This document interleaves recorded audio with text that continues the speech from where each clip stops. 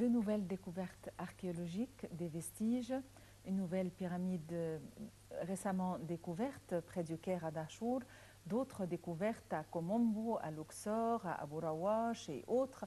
Nous avons un tour à faire avec beaucoup d'enthousiasme, étant donné que le tourisme va beaucoup mieux en Égypte. Le mouvement touristique vraiment s'accélère, Dieu merci.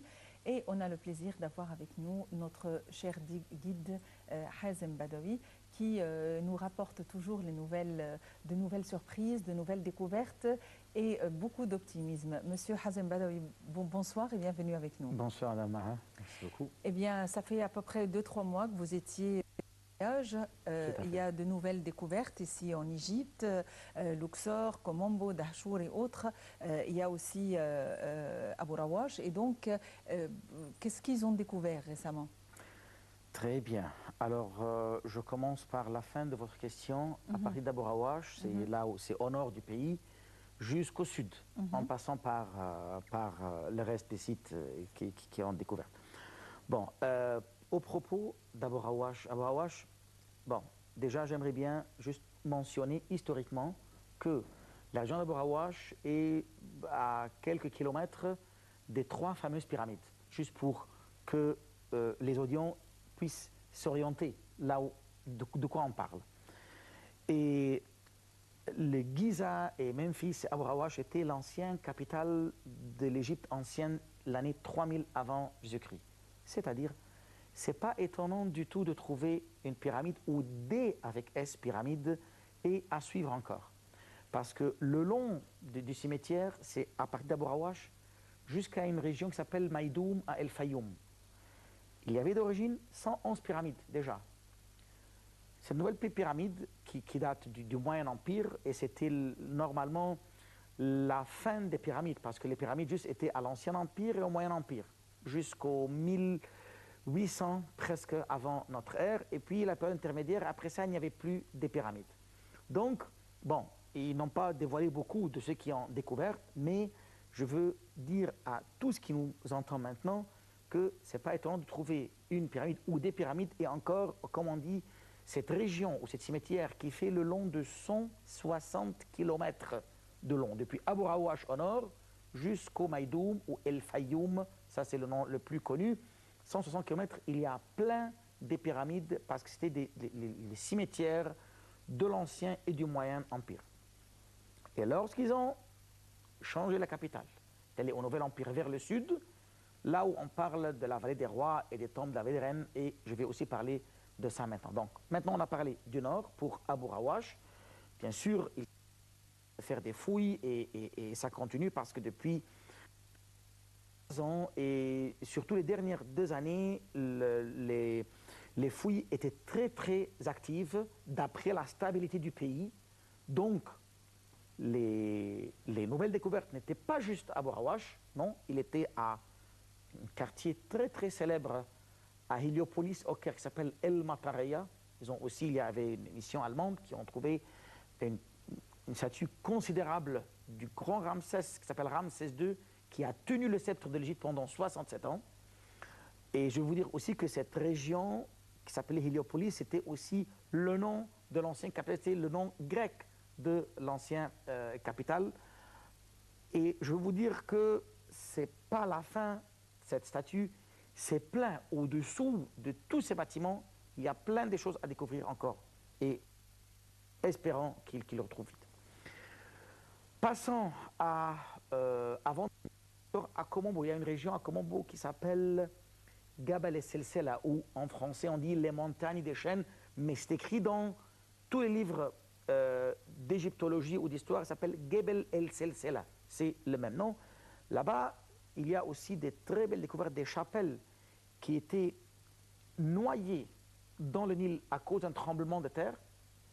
Et moi, je connais le directeur de la région, il est un ami, il a fait des travaux énormes, et le ministre d'archéologie, il a visité, ils sont en train de préparer, les sites déjà, il est visitable, mais pour les nouvelles découvertes, il y a 3 chapelles superbes avec des statues en très bon état, à moitié dans l'eau. Ils sont en train maintenant de dégager l'eau à la rive ouest du Nil et à la rive est.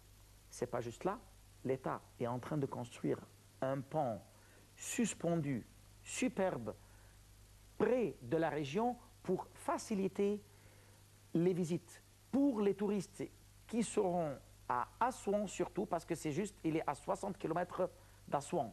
Donc, ça peut faire une excursion journalière. Mais maintenant, on ne parle pas des programmes des touristes, mais juste, je vous montre que le travail, il est parallèle, soit de l'État ou du ministère de l'Archéologie pour les fouilles et les découvertes. Ça, c'est pour aussi à Komombo.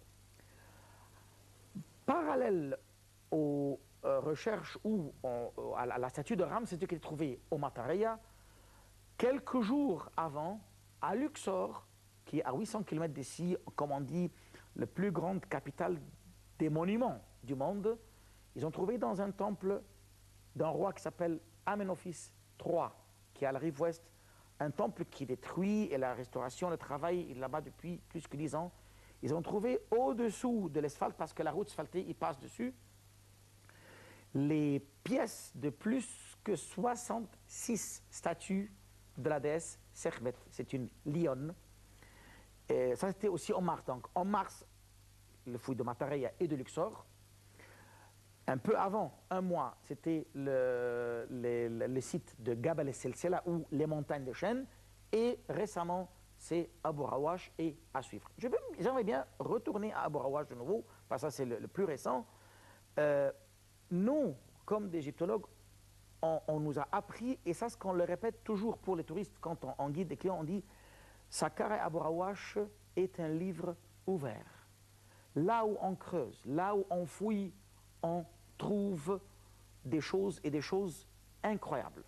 Ce qui confirme ce que je dis, Madame Maha, c'est que aussi récemment, au mois de novembre dernier, si tu me permets, parce qu'on parle des fouilles, on parle des nouvelles ouvertures pour les tombes. Et souvent, j'ai parlé chez vous ici que je souhaite que l'État ouvre des nouvelles tombes pour les sites. Ils ont fait ça. Ils ont découvert aussi des tombes de la nourrice de Toutankhamon. Ça, c'est il y a 1 an. Ils l'ont restauré, l'ont ouvert. Et 2 autres à côté l'ont ouvert juste il y a 6 mois à Saqqara, pas loin d'Abu Rawash. Se sont ouverts et visitables maintenant. Et même, j'ai amené des touristes de l'Europe et on a visité ces tombeaux-là. Imaginez-vous, si on parle de la nourrice de Toutankhamon, Nouvel Empire, mais la tombe se trouve dans l'Ancien Empire. Et ça, c'est les choses les très spéciales que les touristes les cherchent. Le contraste entre l'Ancien Empire qui date depuis 2800 avant notre ère et l'époque de Toutankhamon qui est 1400. Donc imaginez-vous qu'il y a 13 siècles au moins entre les deux, même plus. Et la tombe de Toutankhamon, on sait bien que ça se trouve à l'extrême sud, à Luxor, tandis que sa nourrice se trouve en nord. Ça, il montre quoi? Que l'influence ancien égyptien était étalée sur toute l'Égypte. Et ce que j'ai dit au début de notre programme ici, que les découvertes n'est pas surprenant pour moi. C'est normal. Et la terre de l'Égypte, depuis Abu Rawash jusqu'à l'extrême sud d'Abu Simbel, est encore enceinte. Des monuments, il n'est pas encore accouché tout. Et selon les dernières recherches, que ceux qui sont trouvés juste ou découverts, pas plus que 30% des monuments. Il y a encore 70% sont encore cachés et à les découvrir. Ça, c'est pour les sites ou pour, en général, les découvertes. Si tu me permets encore, je veux aussi passer à Luxor. Combien de fois j'ai dit chez vous ici, dans le programme, je souhaite que l'État ouvre les tombes fermées de Nefertari, l'épouse royale de Ramsès II, et Siti le premier, le père de Ramsès II, parce que ce sont des super tombeaux. L'État a réagi. Et les tombes sont ouvertes depuis le début de novembre. C'est vrai, à une contre-valeur qui vaut en euros 50 €, c'est-à-dire 1000 livres égyptiens. Mais honnêtement, Madame Maha, ça vaut le coup. Et j'étais avec un de mes chers amis de Luxembourg quand on a visité Siti le premier en novembre dernier. Il a dit vraiment, ces tombeaux, ça vaut toute la vallée. même si ça cause contre-valeur, mais ça vaut bien le coup. Ce n'est pas juste ça. Dans la vallée des Nobles, il y a plus que 5 tombeaux avec une contre-valeur très bas, je vais vous dire à 30 livres égyptiens, ça veut dire n'arrive pas à 1,5 €. Et ça, c'est un prix, on ne le voit jamais en Europe, avec des couleurs, et les tombes sont conservées, vraiment super conservées, très très bien conservées, comme si les peintres et dessinateurs viennent de les achever la veille d'inauguration. Et le ministre de l'Archéologie, il l'a inauguré, et aussi, je les ai vus personnellement, ça c'est à Luxor. Donc maintenant, il y a, on peut dire, une révolution dans l'Antiquité pour restaurer, inaugurer, faire des fouilles et faire des recherches en permanence, sans arrêt, et pour faciliter les... C'est vrai qu'il faut aussi être franc et honnête, il y a encore un long chemin à faire pour réparer les sites. Parce que toujours aussi, c'est pas toujours rose. Il y a encore des problèmes pour les toilettes, pour des choses comme ça quand même à régler encore. Et il faut traverser, il faut être honnête et franc. Mais ça avance bien. Ça, c'est pour les sites archéologiques. Voulez-vous qu'on passe au tourisme et ce qui se passe pour les touristes et le... Voilà. Alors, je dois dire et avouer que la saison dernière et la saison chez nous, saison touristique, il commence à partir d'octobre ou fin septembre jusqu'à fin mai. Parce qu'après ça, il fait chaud ici en Égypte et les gens n'aiment pas trop venir parce qu'il fait chaud, ce qui est normal. Donc, la saison dernière, malgré tous les événements mondiaux, je ne parle pas de l'Égypte maintenant, mondial, il y avait un mouvement pas mal du tout, même remarquable, et sur toutes les langues ou sur toutes les nationalités, si vous voulez. Parce que l'Italie, la France, il y a plusieurs pays européens, l'Allemagne, ont enlevé l'alerte.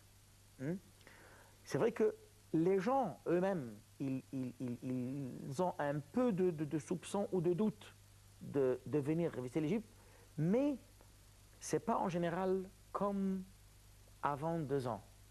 Non, maintenant, d'après tout ce qui se passe dans le monde entier, comme attentat, je dis que ça, ce n'est pas quelque chose gai, mais ça montre ce que nous, comme, je ne parle pas comme dans le domaine touristique, que tous les pays, quand il avait dit, ce n'est pas notre faute, le terrorisme, il est répandu partout. Aujourd'hui, ce qui se passe partout a confirmé à tout le monde que personne n'est à l'abri. Personne. Donc, les gens qui sont venus ici, et à ma surprise, c'était des grands groupes. C'est-à-dire, ils ont confiance en ils ont confiance et ils ont commencé à voir que ça arrive partout dans le monde. Mais c'est comme dit, c'est individuel, ou on peut dire c'est local, mais c'est déjà pas mal par rapport à 2 ans, parce que déjà, j'étais avec... Est-ce que c'est le même taux de touristes par rapport à avant la Révolution? Bon, le mot n'est pas tellement clair. Au niveau général, non, mais au niveau privé, oui. C'est-à-dire... Ça veut dire quoi au niveau privé? Privé, ça veut dire des agences de voyage égyptiens ont reçu des groupes de 20 ou 25 personnes, même 30 personnes. Mais pas toutes les agences ont eu le même somme. C'est pour ça, je dis pas en général au niveau de toutes les agences de voyage, mais certaines agences de voyage qui ont fait des efforts et ont continué, qui n'ont pas cédé, parce qu'il y a des agences qui ont fermé la boîte complètement. Ils ont fait faillite, ils n'ont pas pu suivre, parce qu'ils ont dépensé beaucoup de sous depuis la révolution de 2011, 12, 13, 14, 15, 16. Il y a des gens qui n'ont pas supporté et qui ont fermé les boîtes. D'autres qui ont fait des efforts. Donc, ceux qui ont pu résister, ça, ils ont eu des groupes considérables, des vingtaines, des quinzaines de personnes, ce que des choses qu'on n'a pas vues en 2015, par exemple. Et ça commence, c'est-à-dire un mouvement pas mal, mais on peut dire réservé. On a l'estimation, la saison prochaine, à partir de septembre, que ça va être amélioré, ça va être mieux, à condition que la situation reste stable. en Vous Égypte. parlez de quel genre de tourisme? Est-ce le tourisme balnéaire, le tourisme culturel, le tourisme de santé? Culturel et santé. Balnéaire, ça c'est hors de... Je ne vais pas aborder ce sujet maintenant. Pourquoi? Parce que ça, il n'était pas... Bon, si je dis qu'il n'est pas touché, c'est un peu exigeant. Relativement. Par Relativement, rapport aux exactement. Donc, non, je parle maintenant, tout ce que je parle, du culturel et de la santé. C'est-à-dire à Safaga et dans les régions où ils ont recours aux sources d'eau chaude et autres, et à la terre. Exactement, exactement. Reste, puisque vous avez abordé cette partie de tourisme, des sources thermales et tout, je souhaite que bientôt, ils nous autorisent d'aller aux Oasis, parce que là, il y a plein de sources thermales.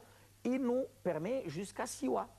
Donc, ça, à ce niveau-là, bien sûr. Et, à ce propos, ce genre de tourisme commence à partir du fin de mois. Parce que ce n'est pas juste les sources thermales, non, mais c'est le sable chaud.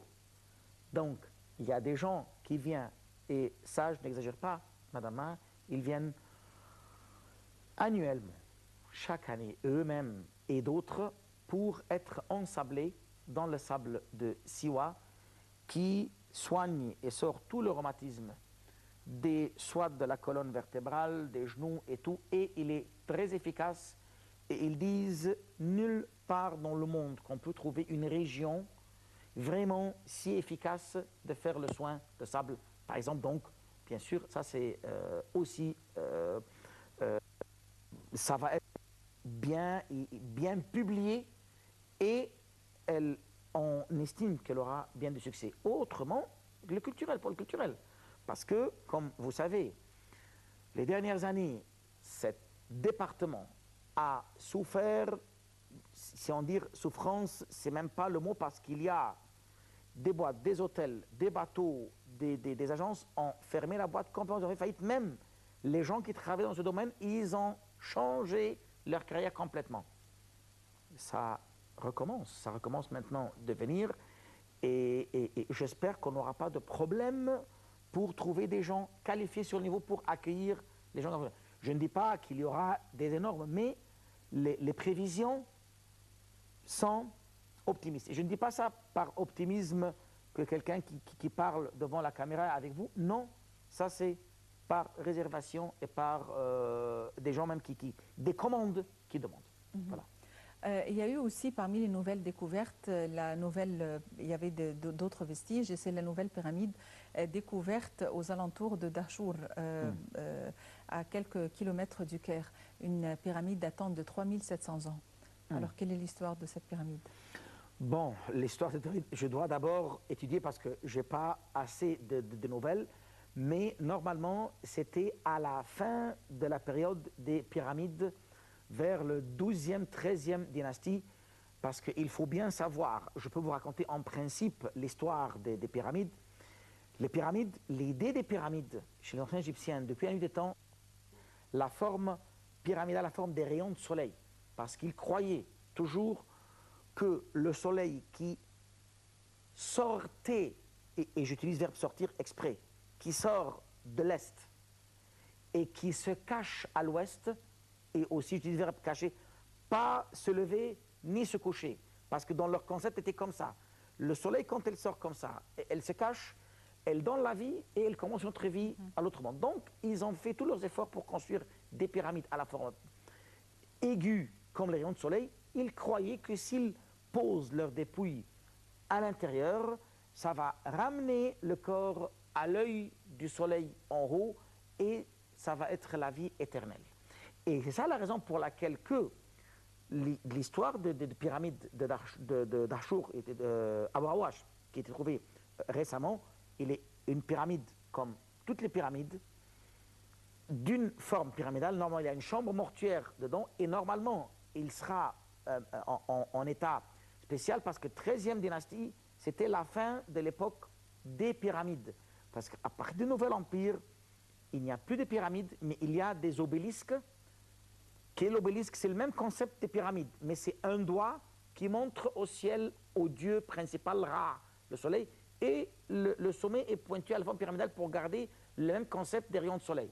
Parce que quand ils ont observé, l'ancien Égyptien a fondé sa croyance, sa religion, toute sa vie aux méthodes de l'observation. Ils observaient la nature et selon ça, ils construisent. C'est ça la raison pour laquelle même les colonnes des temples du Nouvel Empire, ils ressemblent à la faune et la flore. Hein, c'est ça. Et les pyramides étaient assez avant, à partir de 2800 avant notre ère jusqu'à 1800 avant, et c'était là, après de 1800 jusqu'à 1500, c'était la deuxième période intermédiaire, là où, comme on a appris à l'école, les Hyksos ont envahi l'Égypte, et puis c'était le Nouvel Empire après 1500. Donc, les pyramides étaient arrêtées. Donc, cette pyramide qui était trouvée à Bora Wash, normalement, c'était à la fin ou à la période tardive des pyramides, là où c'était dernier essai des pyramides, bien sûr, à découvrir encore et à faire des études parce que c'est très très récent et comme vous savez, nous comme égyptologues, on n'est pas, je suis pas un archéologue. Les archéologues d'abord, ils font la découverte et puis ils nous donnent pour étudier. Donc, je n'ai pas assez de détails à le dire, mais en principe, c'est les idées, principes ou les caractères généraux d'une tombe royale ou d'un noble ou d'un ministre à la période du roi du 12e, 13e dynastie. Normalement, le roi le plus célèbre au 12e dynastie, il s'appelle Mentuhotep Nebhebetra et qu'il a aussi un temple à Luxor, à côté du temple de Hatshepsut, qui s'appelle Der el-Bahri, ou la reine Hatshepsut, qui est très très fameuse. Donc,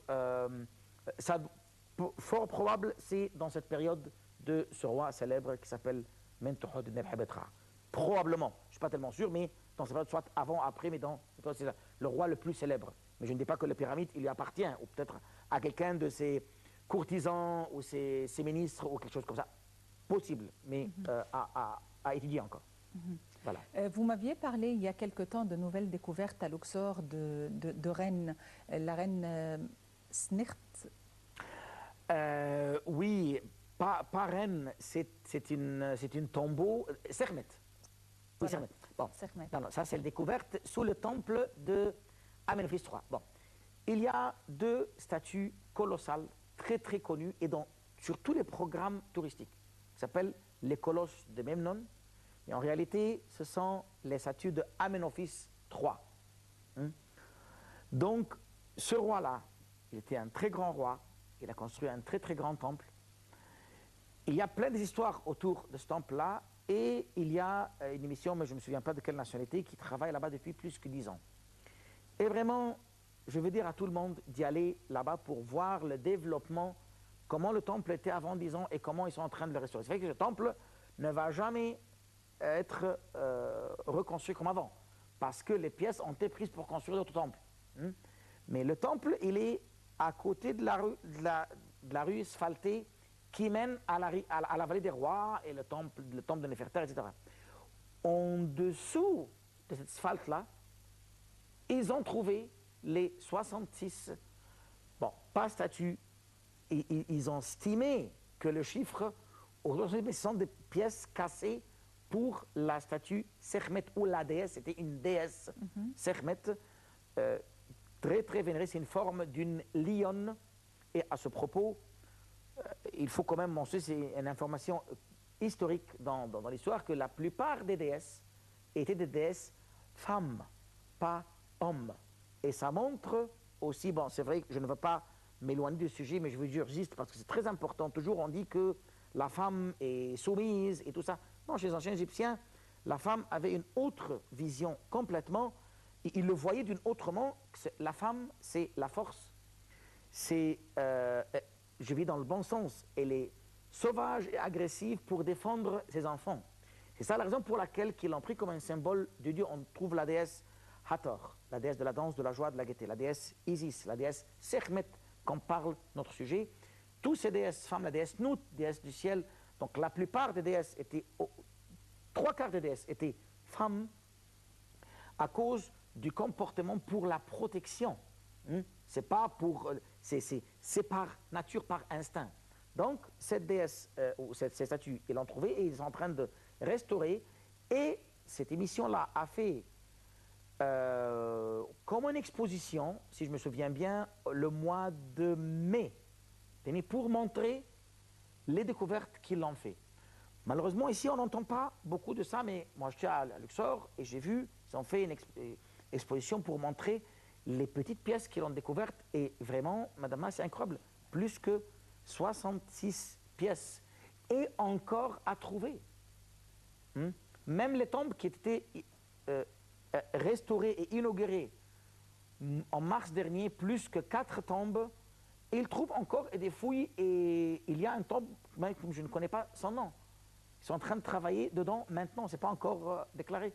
Aussi à la rive ouest, dans la vallée des Nobles, derrière le temple d'Amenophis III, là où il y a la déesse Sekhmet, jusqu'à maintenant, là où on parle maintenant. C'est-à-dire, bientôt, on va aussi entendre, bien sûr, quand le ministère de l'archéologie déclare ou autorise quand on entend ça. Ça, je l'ai vu par mes propres yeux. Et j'ai fait quelques photos, et c'est pas avec moi maintenant, mais c'est de l'extérieur, et des ouvriers qui travaillent. C'est comme une chaîne des ouvriers qui creusent et qui sont une quantité énorme de remblais et à suivre. À suivre. Pourquoi est-ce que le quartier de Matareya, surtout dans la région du Grand Caire, ce quartier, on y trouve tellement de monuments et de vestiges? Pourquoi? Que représentait ce quartier à l'époque des pharaons? Simplement, c'était le début du delta. Le début, bon, le delta sur la carte de l'Égypte, il est à la forme triangulaire comme ça.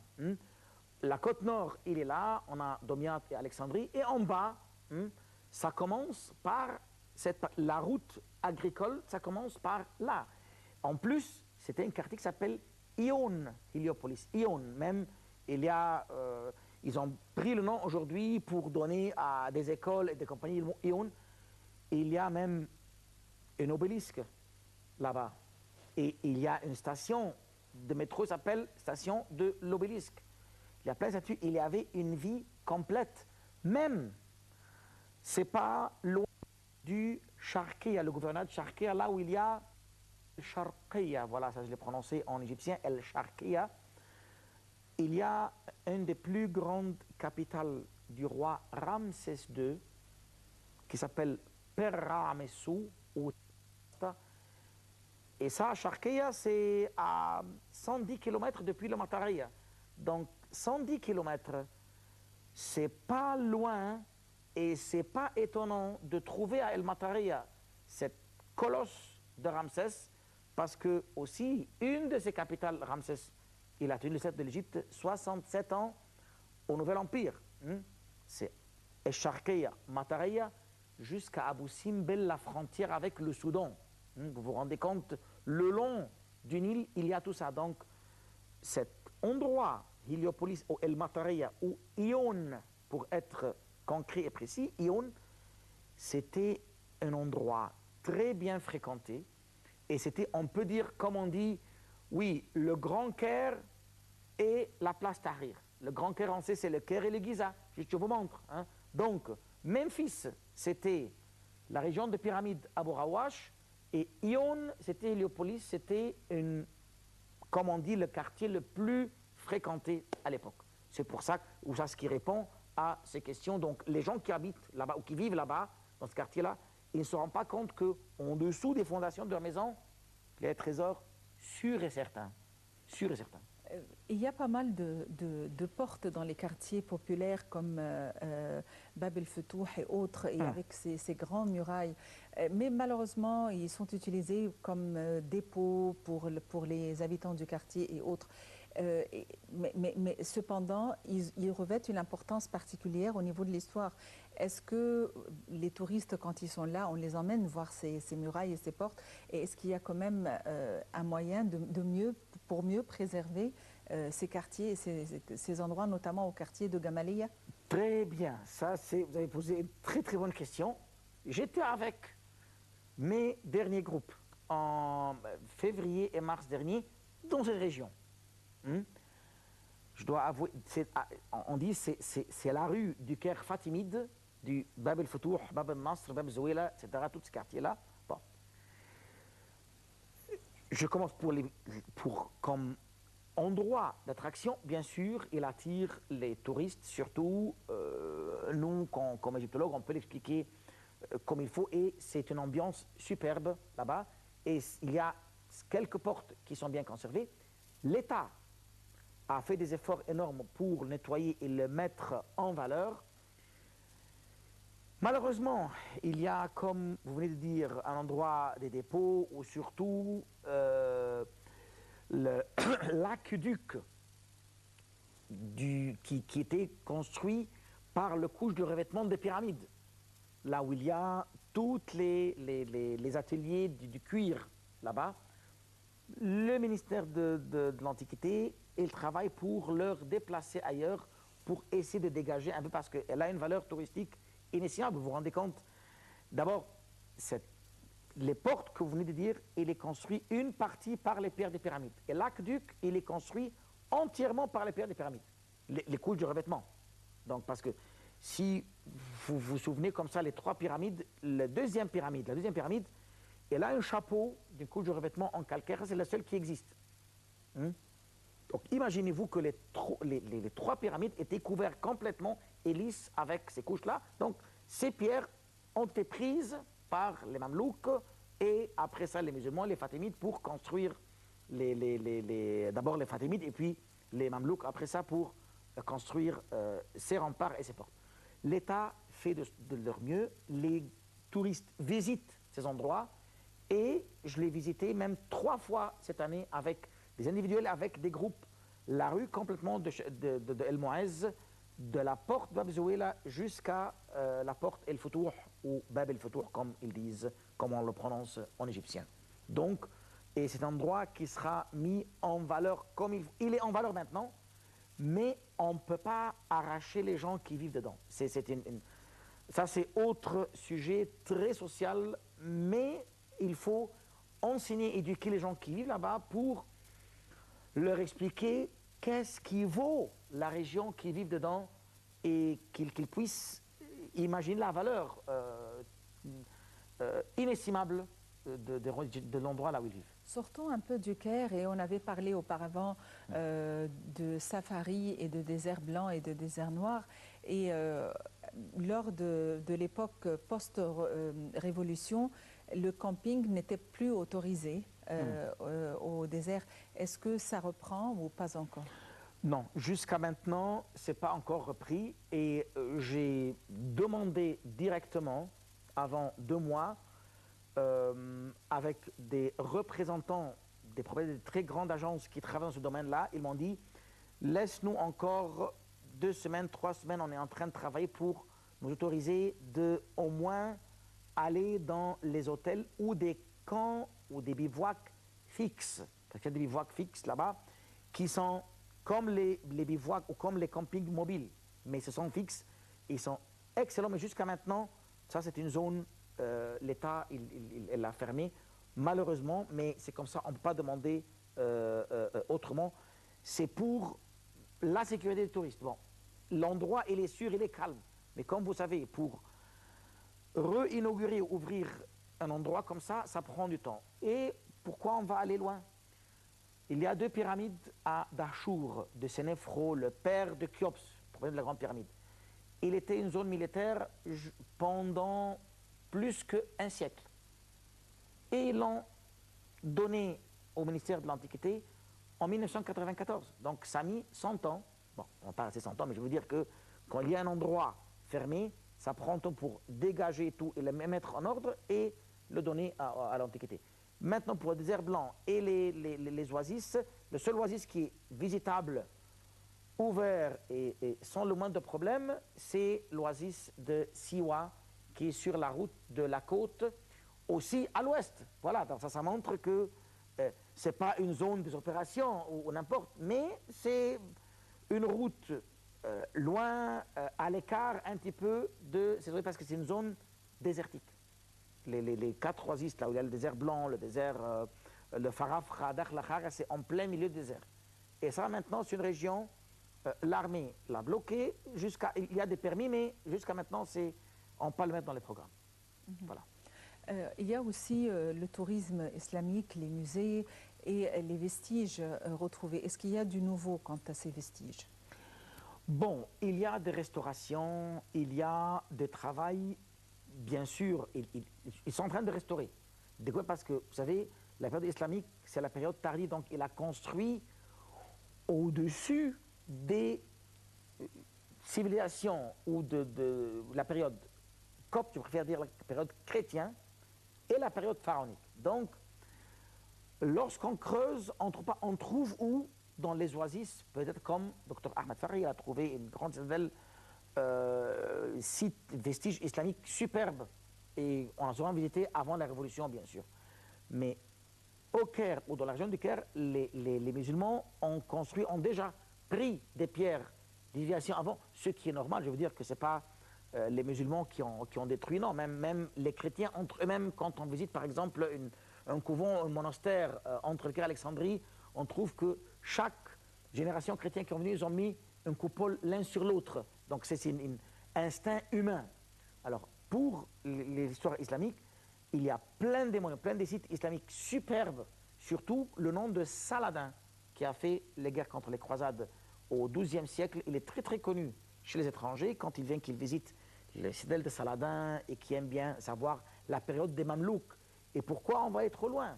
En Portugal et en Espagne, moi j'étais là-bas, je vais vous dire, madame, que les murailles et les bâtiments, ils ne ressemblent pas à nos mosquées, ce sont des copies collées.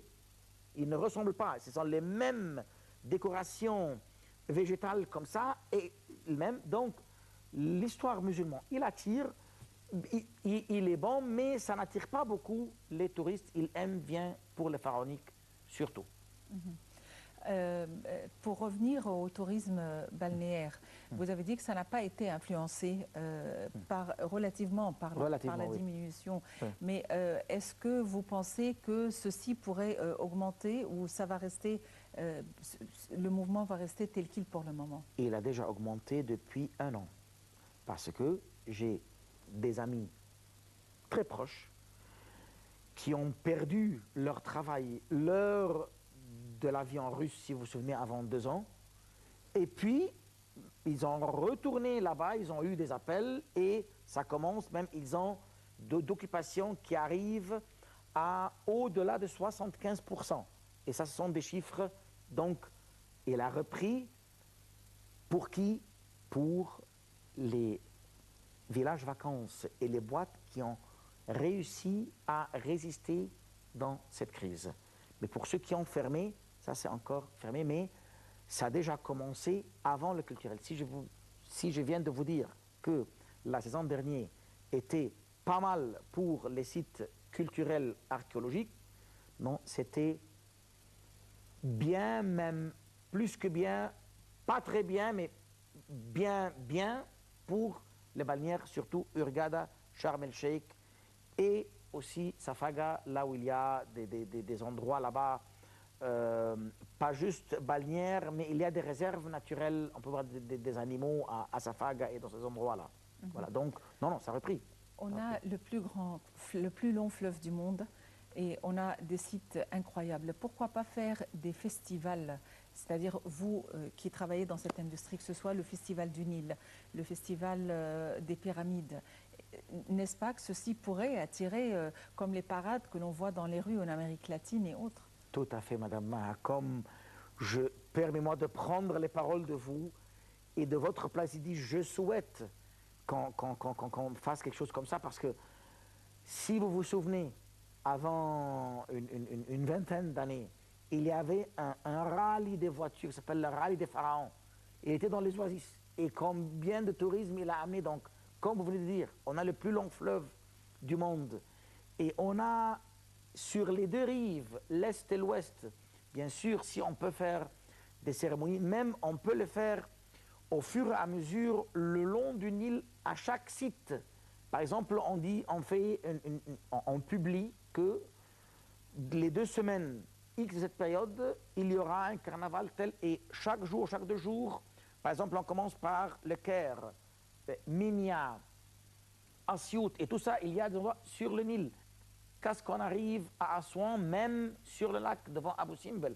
Et ce sont des endroits connus, bien sûr. C'est une superbe idée et ça rapporte. C'est vrai que ça demande une somme, un budget fort, mais ça rapporte et ça vaut le coup, franchement, de faire ça. Quelle idée. Et d'autres, bien sûr, madame. Et au niveau des prix, est-ce que les prix ont changé pour les touristes? Les prix à cause de la dévaluation de la livre égyptienne et les réserves, les stations balnéaires et les hôtels, ils achètent leurs ingrédients, le tout en... Il y a des choses, exporter des choses ici, ça coûte cher, donc les touristes, ils disent, oui, les prix sont... Mais si on compare par rapport aux devises, non, c'est pas cher. Les prix sont raisonnables. Et je compare si on voyage à n'importe quel pays de l'Europe, ici on paye moins cher par rapport à leur valeur. Par contre, maintenant, imaginez-vous, pour un tombeau, prenons un prix fixe qui coûtait 1000 livres, avant la dévaluation, il coûtait 120 dollars. Aujourd'hui, il coûte 120 euros. Aujourd'hui, il coûte 50. Donc, pour le touriste, pour son devise, il a diminué. C'est la même chose pour les hôtels. C'est juste pour les Égyptiens, c'est un peu fort. Mais pour les touristes, ce sont des prix abordables par rapport au service qu'ils reçoivent. Soit service 5 étoiles pour l'hébergement ou pour le service pour les excursions. Non, c'est raisonnable. Monsieur Hazem Badawi, vous avez toujours d'histoires merveilleuses à nous raconter, l'histoire de nouvelles découvertes. Vous nous emmenez dans des tours et des tours et des tours. Merci d'avoir été avec nous et merci pour ces nouvelles informations et ces nouvelles découvertes. Merci pour vous, Madame, et à la prochaine. Merci beaucoup. Eh bien voilà, aujourd'hui notre rencontre a été consacrée à un tour, aux nouvelles découvertes. On a été dans les 4 coins du pays pour avoir des idées différentes concernant les différents genres de tourisme. Heureusement que d'après M. Hazem Badawi, le mouvement touristique en Égypte reprend et est ravivé. Eh bien donc ça nous réchauffe le cœur. Merci de nous avoir suivis. Bonne fin de semaine et à la prochaine.